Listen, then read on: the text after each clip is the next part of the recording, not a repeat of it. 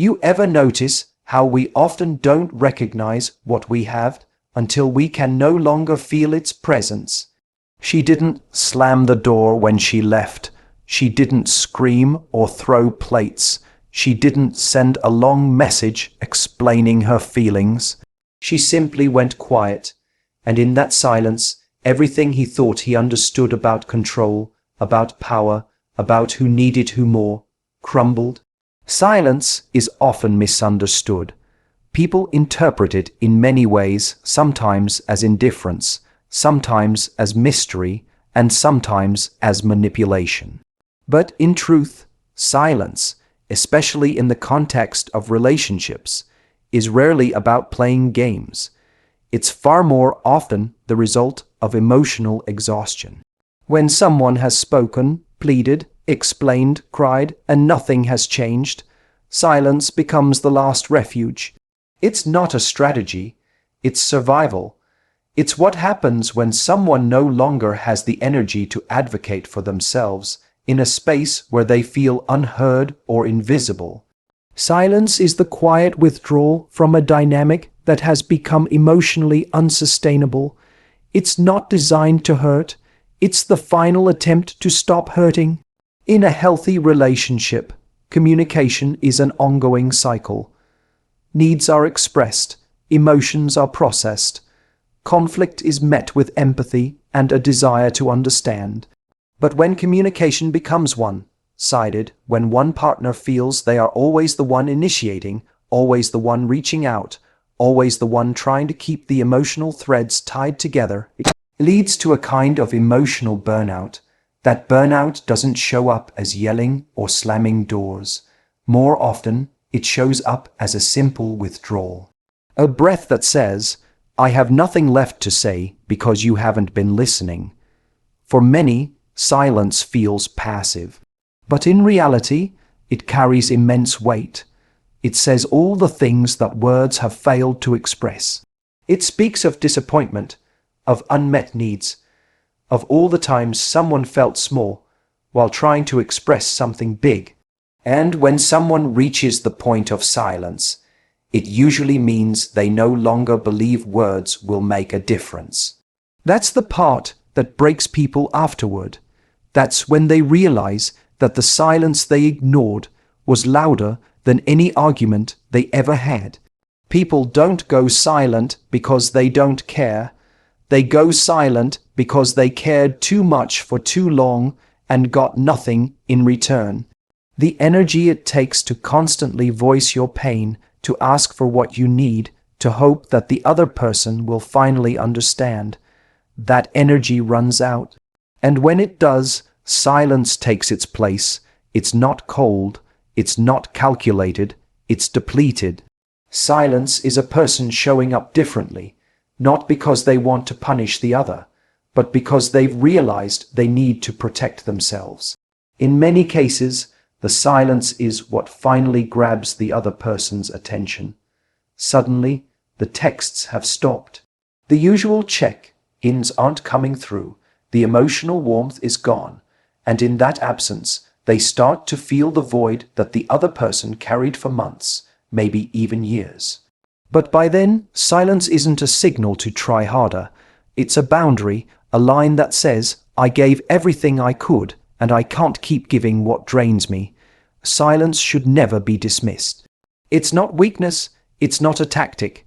It's the moment someone decides that their peace is more important than being heard by someone who never truly listened. And for the person on the receiving end, that silence can be disorienting, confusing, even maddening. Because for so long they thought things were fine enough, they didn't notice the small signs of disconnection, the subtle shifts in tone, the tired eyes that once sparkled with hope. They assumed there would always be time to fix it, always another chance to apologize, always one more conversation to smooth things over. But silence doesn't always come with a warning. It arrives when the words run out and the heart finally chooses stillness over struggle. Emotional disconnection doesn't explode into a relationship overnight. It doesn't arrive like a lightning bolt that suddenly turns everything cold. It creeps in slowly, almost invisibly, hiding behind routines and surface-level conversations. It builds with every moment of neglect, every ignored feeling, every unanswered emotional bid for closeness. When someone starts to disconnect, it rarely looks dramatic. In fact, that's what makes it so dangerous. It feels subtle. The person is still physically there. They're still doing the usual things, but something feels off. They're quieter, less enthusiastic, less invested in the little things that used to light them up. And often, the other person doesn't notice it until the disconnection has turned into a chasm. It starts with a simple unmet need. Maybe they asked for more quality time, but their request was brushed off. Maybe they opened up emotionally, but the response was cold or distracted. Maybe they wanted deeper intimacy, but were met with distance or defensiveness. Each time this happens, it sends a small message. Your feelings don't matter here. One time might be forgivable. But when this becomes a pattern, when emotional needs are consistently dismissed or minimized, the person begins to retreat. Not out of malice, out of self-protection. They begin to share less, expect less, hope less. That's when disconnection begins to take root. Neglect doesn't always look like cruelty. Sometimes it's just indifference, a lack of effort, a failure to nurture the bond. People think that relationships are maintained through grand acts of love or periodic gifts, but real emotional connection is sustained through consistent presence. It's in the everyday moments, really listening when someone talks, showing interest in their world, validating their emotions even when they're inconvenient. When those moments are missing, emotional disconnection becomes inevitable. As disconnection grows, it creates an emotional gap that gets harder to bridge over time. Conversations become more transactional and less vulnerable. Affection becomes routine instead of meaningful. The person who's feeling neglected starts to internalize the message that they are asking for too much, that their needs are a burden, that it's safer to go silent than to be rejected again. And once silence becomes the norm, emotional intimacy starts to die. The bond that once held the relationship together frays, thread by thread, until it feels like you're just coexisting rather than truly loving. This slow drift is often misunderstood. The one causing the disconnection might not even realize it. They might assume everything is fine because the other person isn't complaining anymore. But what they don't see is that the quietness isn't contentment, it's detachment. It's not peace, it's resignation. When someone stops fighting for the relationship, it's not a sign that everything is okay. It's a sign that they no longer believe fighting will change anything. The pain of emotional disconnection is that it doesn't offer a clear turning point. There's no obvious day when it happens. It's a buildup of emotional micro-wounds, and because these moments are small and frequent, they're easy to deny or dismiss. But over time, their weight becomes too much to carry. What could have been resolved with a conversation early on becomes much harder to fix once emotional distance has become the norm. Reconnection is possible, but it requires real awareness. It requires the partner to recognize the damage that was done, not just when it became visible, but when it first started. It takes more than apologizing for the silence. It takes repairing the 1,000 little cuts that caused it. Because disconnection doesn't ask for a grand apology. It asks for consistent, present love, the kind that sees, hears, and values the other person before it's too late. People rarely leave suddenly. They detach silently over time. The exit may feel abrupt to the one who's left behind, but the truth is, most departures are the result of a long internal process that the other person never saw. There are countless small moments, stretched out over weeks or months, when the heart slowly begins to pull away. It begins with disappointment that goes unspoken. Then it turns into unmet needs that are silently buried. The person stays, but they start emotionally checking out in increments, like a candle that flickers dimmer each night until it finally burns out. By the time they physically walk away, their heart has already been gone for a long time. From the outside, it can look like everything was fine. There may have still been dinner plans, shared jokes, goodnight kisses, but beneath the surface, something had shifted. Maybe it was a conversation that never happened, a gesture of love that never came, or the overwhelming sense that no matter how loudly they tried to express what they felt, they weren't being truly seen or understood. That feeling is where detachment begins. It doesn't announce itself. It doesn't demand attention.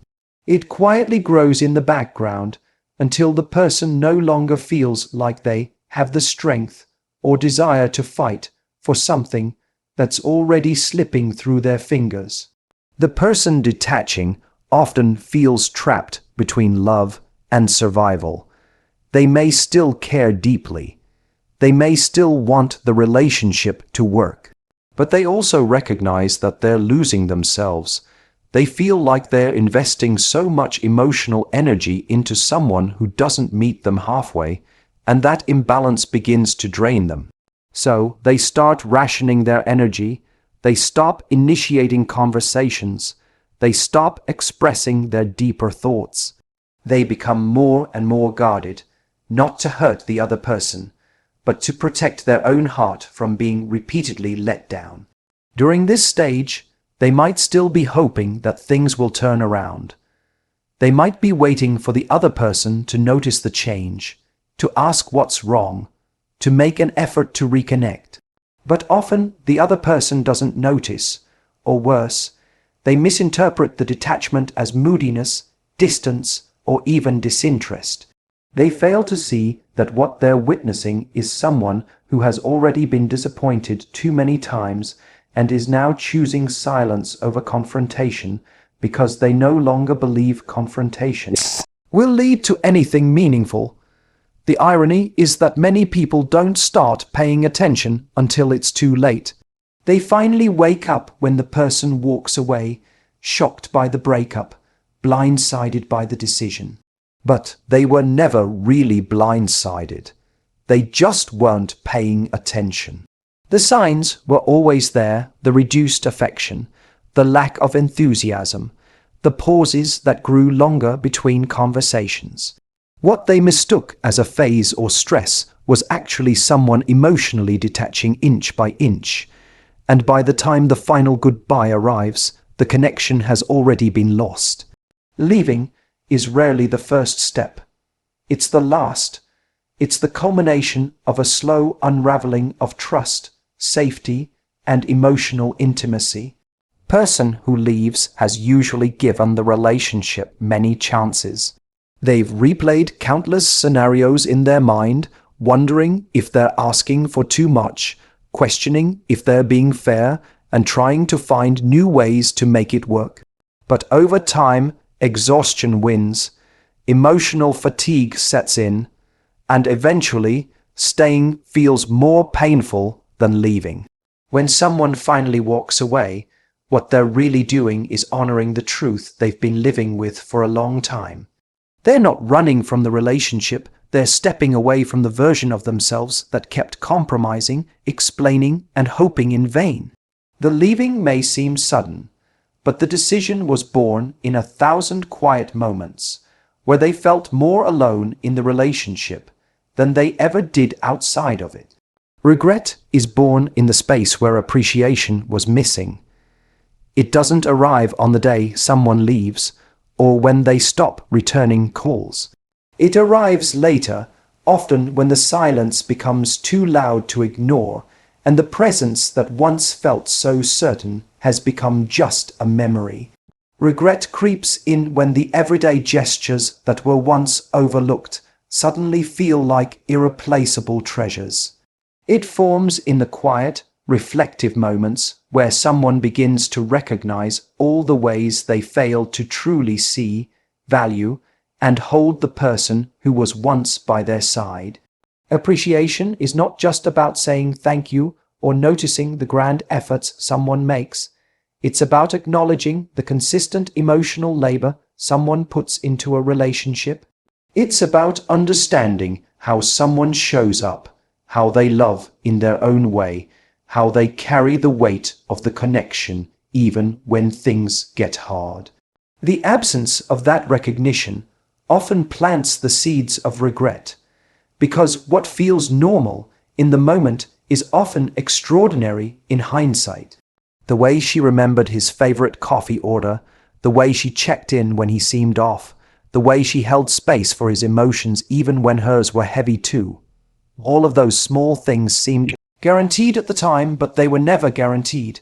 They were given, often freely, but they were given with hope that they would be seen and valued. Regret begins to grow when someone realizes they mistook love for obligation, when they thought she would always be there, always understanding, always patient. They begin to understand that what they called stability was actually someone choosing to stay, again and again, despite feeling invisible.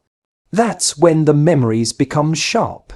They replay the moments when they could have been more present, when they could have shown affection, when they could have asked how she was really feeling instead of assuming she was fine. They realize that the silence they now sit with was once filled with the sound of someone's heart trying to connect. The worst part about regret is how irreversible it feels. It can't be solved with a quick message or an apology. It's a deep, aching awareness that something valuable was lost because it wasn't recognized in time. It's a weight that sits in the chest when you remember the look in someone's eyes as they slowly stopped trying. It's the sudden clarity that all those small moments, her voice, her presence, her efforts were acts of love, and that love wasn't properly honored. This kind of regret doesn't just hurt because of what's lost. It hurts because of what was wasted, time that could have been spent loving better, words that could have been spoken but weren't, opportunities for connection that were ignored. Regret thrives in the gap between what we had and what we didn't give back. It's the realization that someone gave their best and it was received with indifference or complacency. There's no guarantee that someone will always wait for appreciation to catch up. People get tired. They grow weary of being the only one nurturing the bond. They might give second chances, or third, or more, but eventually they stop waiting. And when they leave behind a space that can't be filled with new people or distractions. That space carries the shape of their presence, and every attempt to move on only reminds you of what you failed to hold on to when it mattered most. That's where regret lives, in the echo of all the love that went unacknowledged, and in the silence left behind by someone who finally chose to stop giving where they were not truly seen. Emotional presence is built through small, consistent acts of care. It's not about occasional grand gestures or dramatic declarations of love. It's about the quiet reliability of someone showing up again and again in meaningful ways. When people think of emotional connection, they often imagine passionate moments, intense conversations, or romantic surprises. But the real foundation of emotional safety is laid in the everyday details. It's the text asking if you made it home safe. It's remembering how you take your coffee. It's noticing when your mood shifts, even slightly, and gently checking in without judgment. These are the acts that weave emotional closeness into the fabric of a relationship. Being emotionally present means tuning in, not just to words, but to tone, body language, and energy. It means listening to what's being said and what's not being said.